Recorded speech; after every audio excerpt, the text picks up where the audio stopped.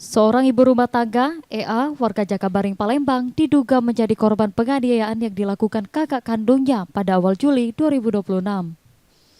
Aksi penganiayaan itu sempat direkam korban.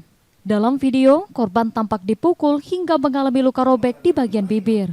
Peristiwa ini diduga dipicu teguran korban pada keponakannya yang diduga mengambil barang milik korban saat bermain di rumah. Selain melaporkan dugaan penganiayaan, korban juga menyampaikan dugaan aktivitas pelaku sebagai pencopet yang kerap beraksi di pasar. Laporan tersebut selanjutnya ditangani Satreskrim Polrestabes Palembang untuk proses penyelidikan lebih lanjut. Adanya perselisihan antara anak dari pelapor dan anak dari pelaku.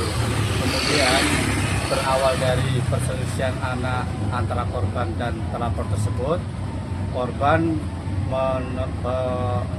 akan meminta penjelasan dari pelapor apa yang telah terjadi. Namun oleh terlapor disikapi oleh lain dan terlapor langsung melakukan pemukulan terhadap korban.